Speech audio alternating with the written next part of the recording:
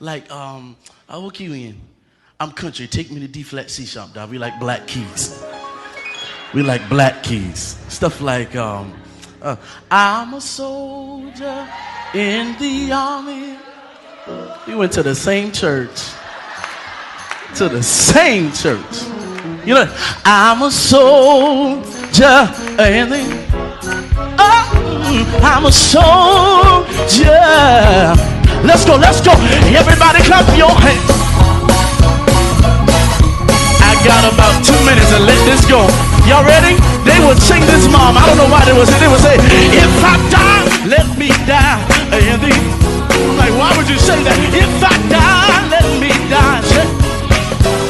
Oh, if I die, let me die.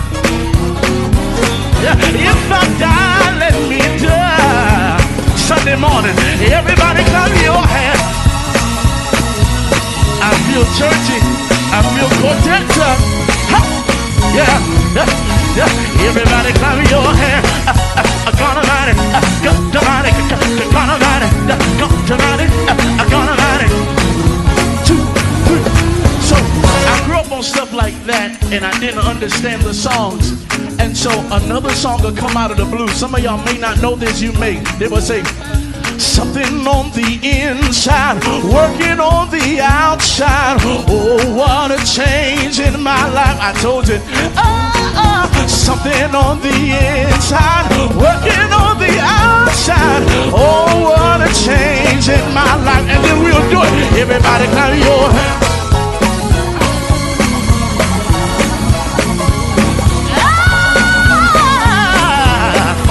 Everybody clap your hands.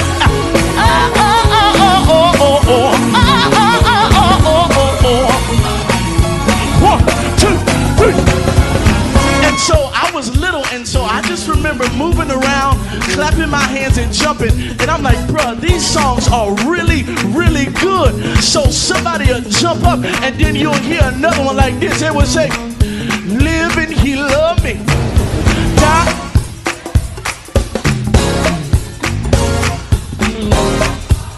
Church, freed me forever. One day is coming back. Glorious day. Come on, one more time. Living, he love it. The same thing. Baby, he carried my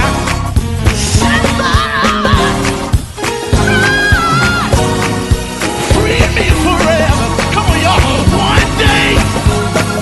Let's go, God bless. Here we go. Everybody clap your hands. Down memory lane. 1, 2, 3. Jesus, I'll never forget what you done for me. You say what? Jesus, I'll never say how you what? Oh, Jesus, I'll never forget. No, never. I said, God is a good God. Come on, church. I said, God is a good God. I said, God is a good God. I said, God is a good God. Last time, y'all, everybody clap your hand. Clap your hand. Like the devil's in between it. Clap your hand. Everybody clap your hand.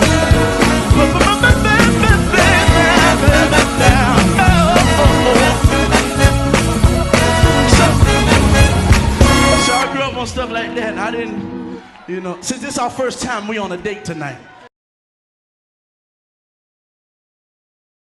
Good evening, good evening, good evening. Thank you so much for joining us for Tune Up Tuesday. Oh my God, this week it's been amazing, man. Thank you all so much for being here. Thank you for being a part of what God is doing here at the Victory Community Church. Couple of church announcements, and then we will get right into this word. Remember, we're sowing by faith. We're believing God because this word has commanded us to do this. We're giving our 106 challenge, asking 100% of people that are attached to the Victory Community Church to tithe for these 6 months. We're in the 4th month of our 6 months, and I'm telling you, God has been showing himself faithful during these 6 months. Thank you so much. Also, remember Sunday at 10 a.m., you will have us right here on all virtual channels, where you can join us at 10 a.m. on Sundays. And you'll see us doing some pop-ups throughout the week, but we wanted to make sure that we at least know that you know for a fact, without a shadow of a doubt, that we'll be right here in your on all of your social media channels. Man, y'all, we aim for 500 on Sunday. Let's see if we can do at least 200 comments today. 200 comments today. Hey, how y'all doing? Thank you. Thank y'all so much in the comments. I see y'all. I see your names coming up.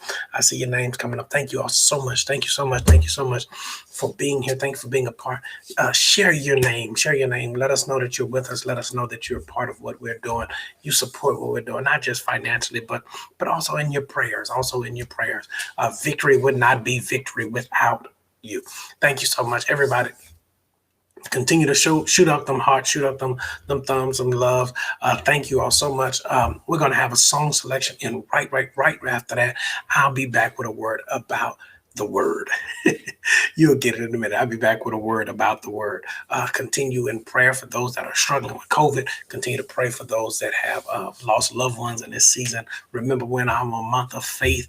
We're taking the step. Take the step. I'm urging you to take a step of faith. Take a step on faith this month. Something you want to do this month. There's a launch out in the deep. I'm going to ask that you do that this week. Thank you all so much. I love you all. See you back right after this election.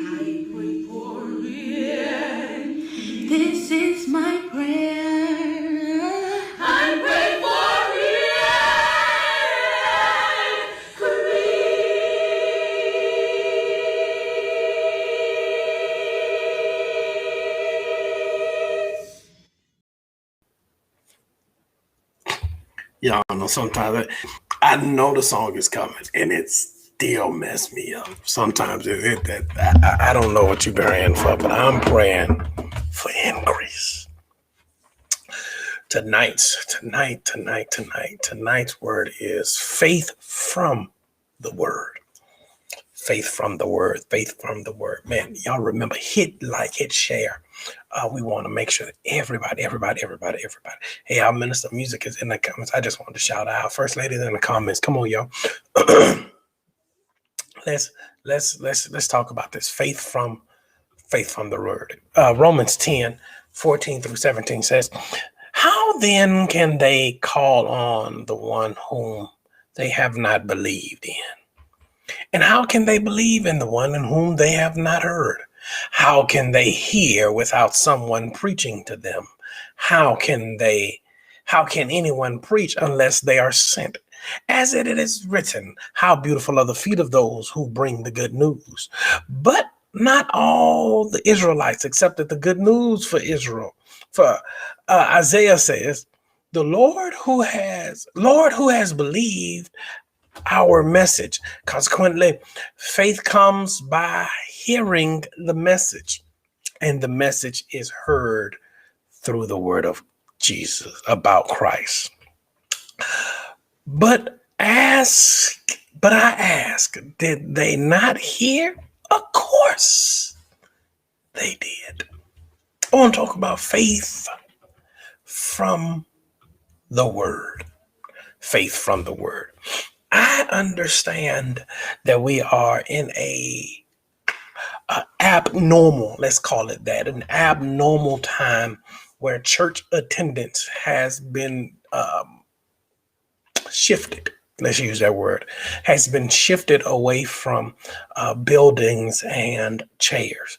It has been, no one cares the size of your building. No one cares how many you seat. Nobody cares if you want to touch your neighbor or not. Nobody really cares if you give the proper greeting and walk around and shake hands at greeting time. Time has shifted from the regularity of Christian worship to where it has become a virtual experience. Even those that have returned into the building have even realized and have come to be honest with themselves and say, I do not understand where we are. The truth of the matter is that none of us have ever passed through a pandemic. None of us has ever had to be church members through the pandemic. This is all of our first thing. And the truth of the matter is, I said it way back in March of last year, is that once we get out of this, that we won't know how we did good or bad unless we sing until we see it on the other side. I understand that there was a time where you had worship that you had to plan. We had members that would come into town the day before Sunday just so they could have church with victory on Sunday morning. That doesn't have to happen anymore. There was a time that you had to plan worship, that you knew you had to put your clothes in the cleaners before worship started. You had to put your clothes in the cleaners and get ready. You had to dress up to a certain extent for worship that we were taught when we were children. I know that those aren't the same days that we've had today, but I'm just talking about when I grew up, that there were people that understood that there were times that you would have to get dressed up and you would have to get cute and cleaned up for Sunday morning, that you would have to have your Sunday's best on. You would get dressed up and you had to get your shoes on, and have the girls had their ruffles and the boys had their suit jackets, and you would get to church and you would hear nothing like hearing the old mothers fuss and complain in the back of the building about the children tearing up their church clothes. See, that's what I remember when church was not as easily accessible. But there has been a shift in the last 12 months that church has went from this thing that you had to get up, get in your car, get dressed, brush your teeth, wash your face, and had to go down to the church house. And even if y'all did stream, it wasn't the same. You would say something ain't right. Can I get 2 or 3 witnesses? And just say it ain't the same. It ain't the same. It ain't the same. It ain't the same that you used to have to get dressed up and put on your Sunday's best and get down to the church house because you had a word. You'd want to get there on time because maybe the choir was gonna sing my song. I wonder what pastor's gonna say today. You find yourself laughing and having jokes about it. But then what I've come to understand is that now that worship has went from the facility to the phone, that it's went from the place where you had to get up and push and press your way, and now it's sitting at your fingertips, that it can now be shared in a moment's notice. Yes, the problem is it's on the same place that you share all of your rawest random thoughts about life and time. Trust me, I'm not judging you. This is not a message to judge you based on what you posting on social media. Because if you my friend, I'm telling you, ain't no telling what I line to say. But I will say this, that there's a time where you would have to have something separate. It was certain stuff you used to not be able to do on Sunday morning. And I came to talk to 2 or 3 people because I need somebody that got a little bit of faith. But you need to understand why you're missing that word. That worship has went from facility to your phone. And now y'all are watching me, and some of you are cooking, some of you are laying in the bed, some of you, nobody really gets up and prepares themselves and get dressed up and sits in front of the TV with their hat and their heels and say, I'm going to go to worship.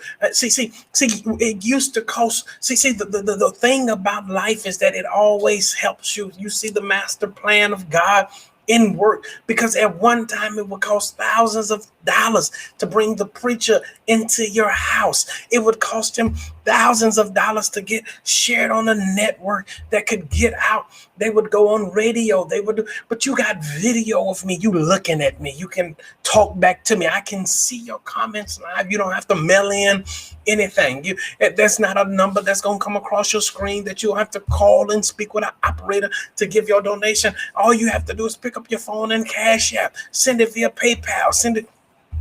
Things has gotten so much easier that it's went from paying thousands of dollars to be able to get into an average home to just a couple of cents a day. And now we can get into every home with a little access to technology. There's no way that 10 years ago a church of our size would be able to have words on the screen, a high quality camera, decent microphone, and we could get into every home and touch all of your family and friends.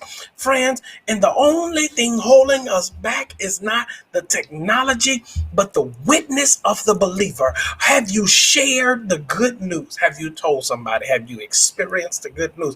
I would argue, and I don't know if you want to hear this tonight or you came looking for something else, but I came to talk about faith. And I'm trying to tell you that I will argue that the convenience of having worship at your fingertips has caused a problem in the attendance for you at worship. Because when you stop having to go to the building and having to get in the presence of God and having the atmosphere set, you fell into the trap of focusing on that you didn't have to go to the church. We are the church. But the truth of the matter is that some of us have been detoured from our destinies in the last 12 months because we did not take worship seriously. I know you got a lot of stuff going on. I know you got a lot of stuff on your mind and in your heart that you're trying to figure out how God is going to do what he is going to do in your life. But I came to tell you that if the convenience of worship being virtual because of safety guidelines, that the parking lot is not closed, you can still go sit in the parking lot and turn your phone on and watch it right there. Everybody can't cook and worship at the same time. Everybody can't go walking and worship at the same time. Everybody can't do what you do. I don't know what your attendance and your plans for being stable in worship is, but I came to talk to 2 or 3 hungry people that'll say, I need faith from the word. How can I get a word if I don't come to worship? Y'all not trying to hear me. Sunday mornings have joined Saturday as another day of rest. But I came to explain why hearing the word, watch this is the word that came very, very popular during this time. The hearing a word is essential to your Christian walk. Let me stop some myths. Can I stop some myths? I know this is Bible study. I'm going to take my time a little bit. Let me stop some myths. The first myth that I want to stop is you don't have to go weekly. Yeah, that's a myth. That's a myth. That's a myth. Why? Because Jesus went to church on a weekly. That he went on the Sabbath, and we don't go on the Sabbath. We go on the day of celebration of the resurrection of him on the Sunday morning. You ought to go. You ought to go weekly. You ought to go to it as much as you desire. You ought to have enough in you to say, I must spend. See, and the problem is that we don't even spend the day in worship. As long as we're here, it's an hour. Y'all not trying to hear me? Most Christians we don't have church like they used to. We can have 8 o'clock, 10 o'clock, 3 o'clock and come back for 7 o'clock. We don't do them no more. Y'all quit coming to them years ago. Your parents stopped coming to them. So most of us don't understand what it means to be in church all day. But I don't have to go weekly. That's a myth. That's a myth. We put that stuff out. I ain't got to go. They ain't gonna miss me. It ain't about them missing you. You should miss them because there's a word being spoken to you. It's like going somewhere and expecting somebody expecting to talk directly to you, but you didn't show up, but they still keep talking. Y'all not trying to hear me. I don't have to go to church to be a Christian. It's true. You don't. You don't. You don't have to. Nobody ever has to see you with your mate to be married. And to do help. Make the relationship stronger. There's a difference between being secret and being private. Everybody should know all of your business, but we should at least know y'all to go together. Y'all don't want to talk to me. Y'all don't talk to me. Most people want to. I'm sick of closeted Christians. Y'all want to be Christian in a closet. That you ain't shared it all year. You ain't shared it on your timeline. Ain't shared it with your family, your friends. You don't talk to nobody about your church. You don't talk to nobody about God because you say, everybody don't have to know my business. Let me stop the myth. I only go when I need to recharge. Oh my God. When I've had a bad week, that's when I go to church. When I had a week I was struggling, that's when I go to church. When I had a week where it seemed like the enemy really after me, I go to church. Pastor's gonna fire me up. That's when I'm gonna go to church. Well, let me give you a story. There was a little boy that had a toy car. And when he bought the toy car, when his parents gave him the toy car, they put batteries in the toy car, and the boy drove it around with the remote control. And one day, the batteries died. And the little boy said, I don't want to bother anybody. I'm not going to bother anything. I'm going to just keep playing with my toy car. And what he did was he started pushing the car around. And he pushed it around, and after a while, he got tired of the toy car. The little boy got tired of the toy car. He put it in the corner. His daddy asked him, why don't you play with your toy car anymore? The boy looked at his dad and said, Dad, I like my toy car. I like playing with my toy car. I really enjoyed my toy car, but I got tired of pushing it around. It don't go around on its own. I'm tired of it. Takes too much to play with my toy car, Daddy. I want to play with my toy car, but it takes too much energy for me to play with my toy car. And the daddy looked at the boy and said, Son, the problem isn't the toy car. It's that you're operating with it below its potential. Is that you kept playing with it when its charge went out, it was still able to move around, so you thought it was still working. Y'all not come to hear me.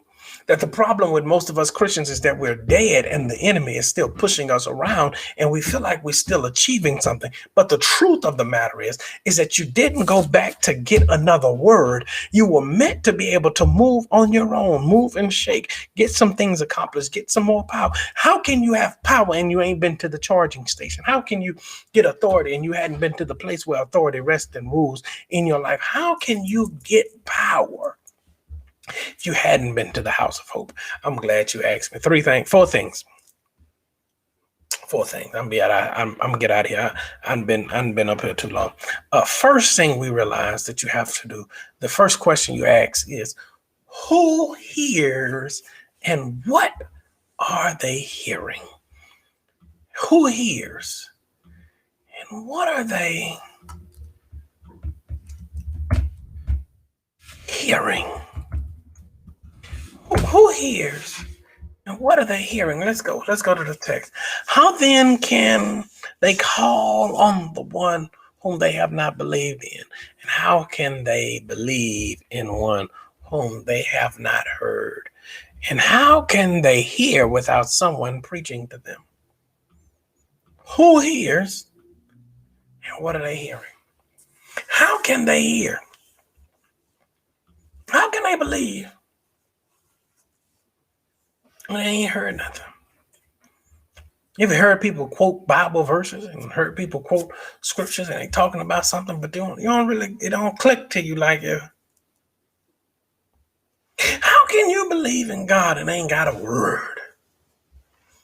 Can't say a prayer. I understand not enjoying public prayer. It's not one of my strong suits. I sharpened my gift at it because I was at one time at a church that's what they asked me to do. I had no choice. I was not a arguer because I had a calling on my life. How can you believe without listening? In the word, how can they call on the one they have not believed in? Who are you talking to?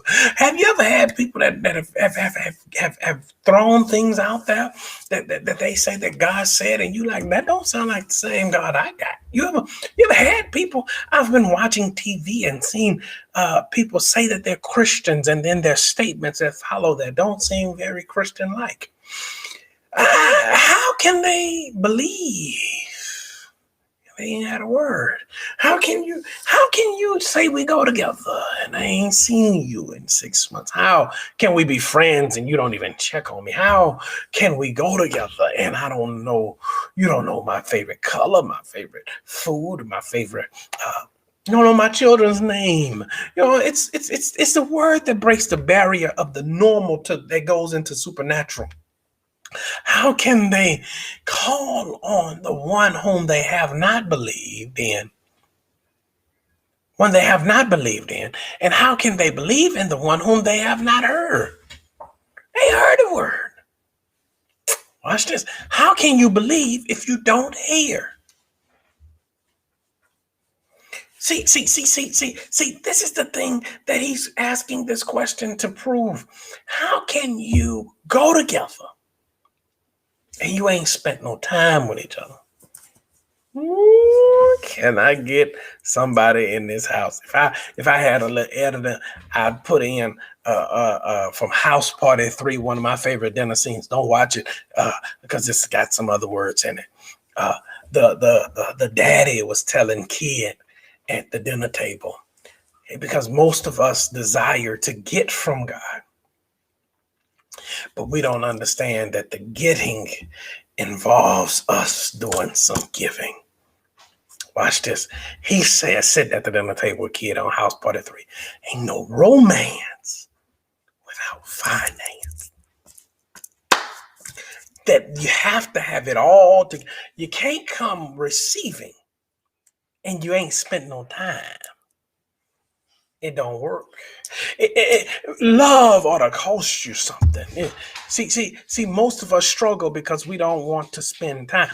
It's like telling someone you love them, but they don't ever hear from you. Do you really? Do you? Man, we good. Are you sure? I don't want friendships that set me in a mindset, in a mode where I have to question who you are to me. I don't. How can they call on the one whom they have not believed in? They don't know you, God. He's actually talking about the people that hadn't been with God. And he said, how can they come over? Who hears and what are they hearing? The people. How can we get new people over if they ain't heard because you refuse to share? You refuse to you're trying to get something in them. You're trying to get God in their heart, get faith in their heart. You want to know how we get as a ministry, get some of these things accomplished, you have to go out and get the people that ain't heard and give them the good news and say, hey, I know I want to take you from receiving the free gifts the ministry is giving away. And next year, I'm believing God that you're going to be giving away. Why? Because let me tell you about a man named Jesus. Y'all don't want to hear me today. That you have to get to know him, and you have to say, I don't care who it is. I don't care how you grew up. What was your faith? What was your thought process? Whoever you believed in, I got somebody bigger and better than them. And I can tell you, he's loved you long before Buddha came into existence, before Muhammad came into existence, before Karishma came into existence. He loved you before all of that stuff. I need somebody that'll say, I need a little more Jesus. I need just a little more. Come on, y'all. Help me alone. Y'all wasn't ready for that. I know. Who hears and what do they hear? How can they hear without someone preaching to them? That's my second point. Who's preaching? Question normally asked on Sunday morning at churches when they pull into the parking lot and pastor's car's not in the parking lot, they look at each other and say, who preaching? Have you heard anything? Did nobody see anything? You back in the day, you would go sit down in your seat and you would wait to see who sat in the big chair, because sat in the pulpit and you had the low chairs, the medium chairs, then you had the big chair. And the big chair, you see who sat in the big chair while pastor wasn't there, because you know who sat in the big chair was preaching. I'm trying to keep it light, but I'm trying to give you some word. Verse 15. And how can anyone preach unless they are sent? Watch people. Watch this. That show up. It wasn't sent.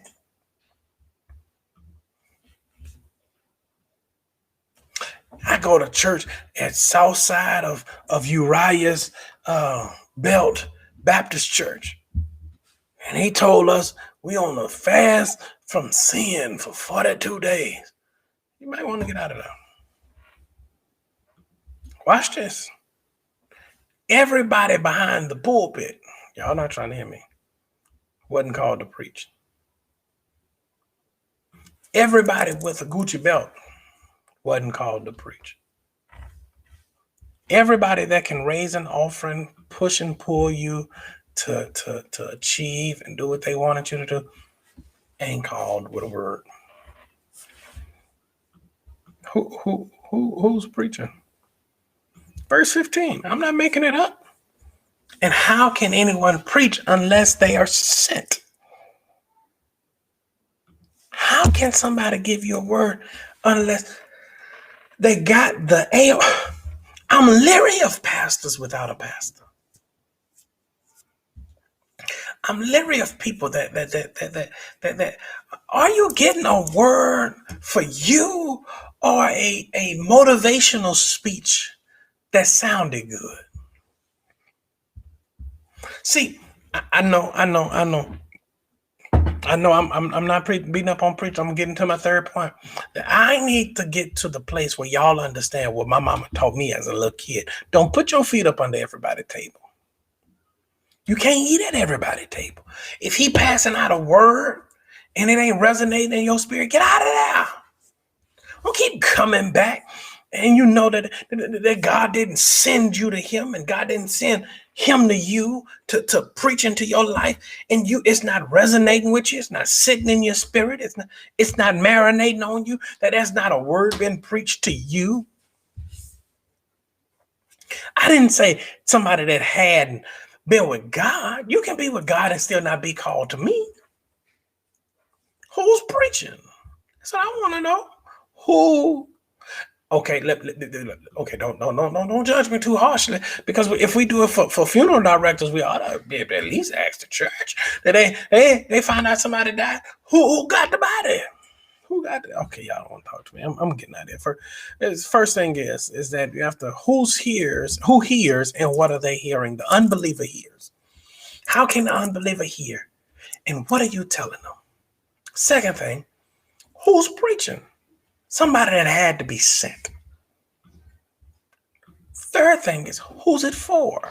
Verse 16, But not all the Israelites accepted the good news. For Isaiah says, Lord, who has believed our message?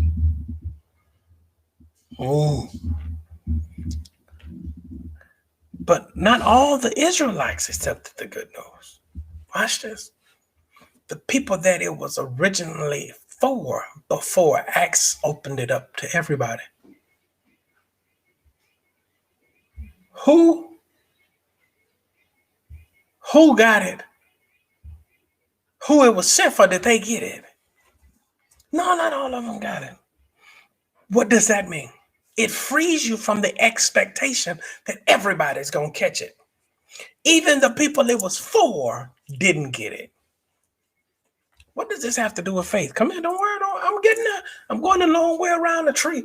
If you come around the mountain when I come, that's when I get back. If the people that he was sent to didn't accept, it doesn't mean you need to get mad and get upset and get frustrated. It's what it literally is saying is the people that you thought and know that this is for, if they don't come, don't get mad.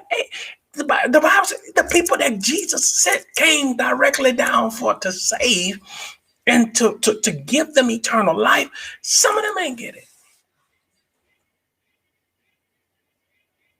Some of them didn't catch it. Some of them didn't understand it. Some of them didn't appreciate what God was doing.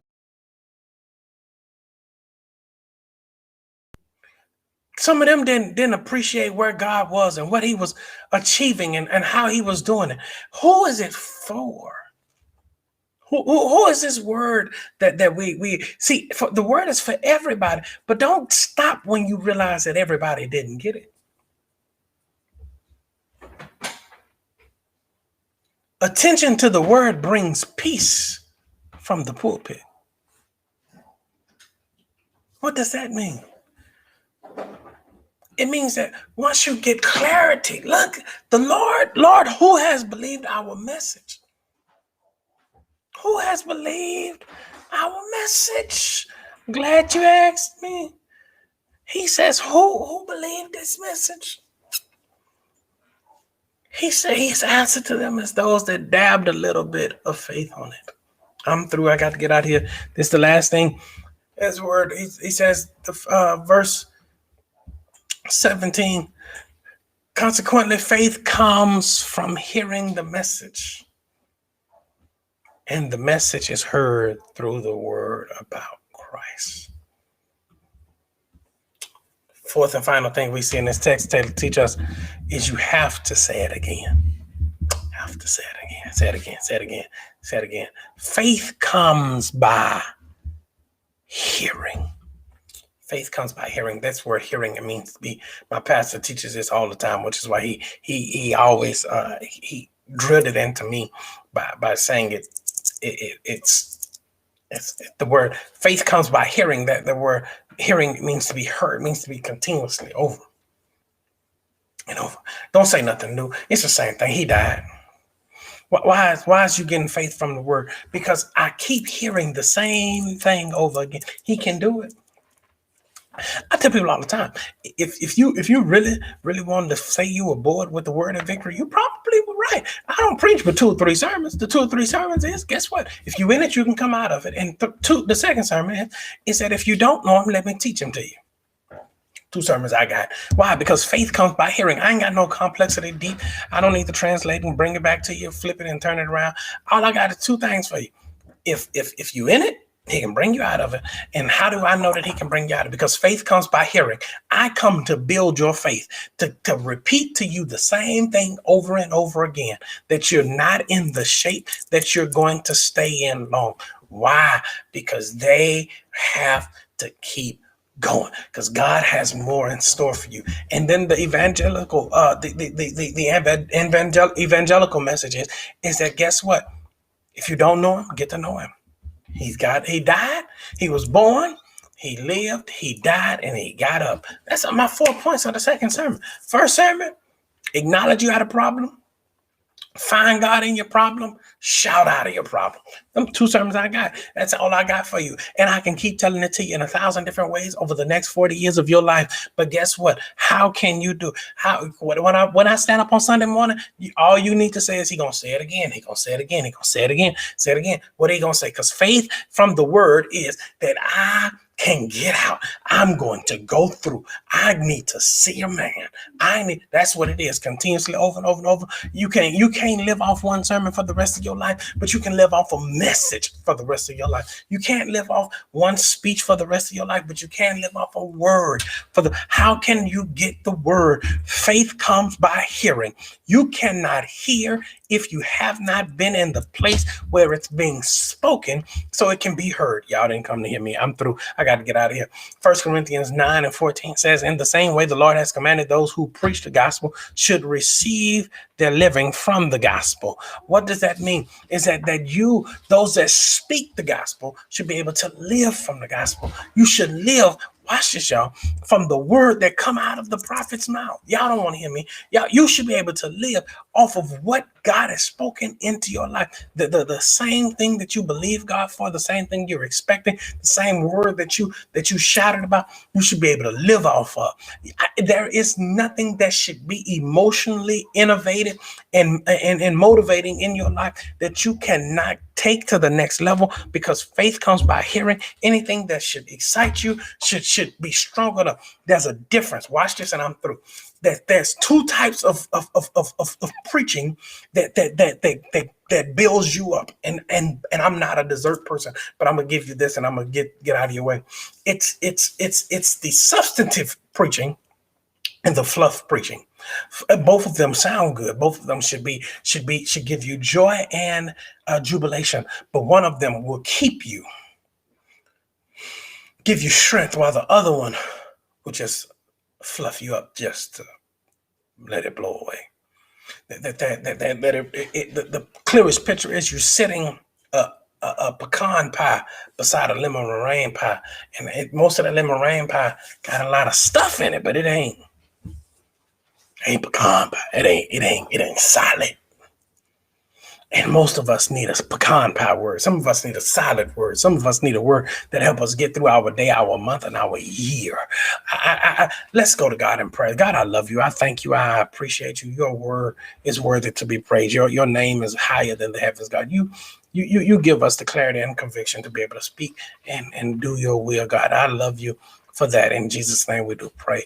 Amen. Amen. Thank you so much. If you desire to be a part of the church, if you desire to be, man, this was a word for me on a Tuesday night, and I just came to, God, I just want to be saved. I just want to be saved. I just want to be saved. I just want to be saved. And this is what I want you to do. Hashtag all in, hashtag all in, hashtag all in, hashtag all in. Thank you so much. Thank you, everybody. And while they're doing that, let's prepare to give. Let's prepare to give. Hashtag all in if you're looking for a place to tie into a ministry. Now, if you're looking to give, if you're looking to sow, if you're looking to be a part and partner with us through your giving, we ask on Tuesday nights that everyone partner with us for at least a seed of $20. That's what we do. It helps us maintain what we're doing in the ministry and push through with some of the outreach, evangelism, and sustainability of the ministry. So let's prepare to do that. Let's try to do that as well. You can give via Cash App, you can give via Victory app, and you can give via text to give.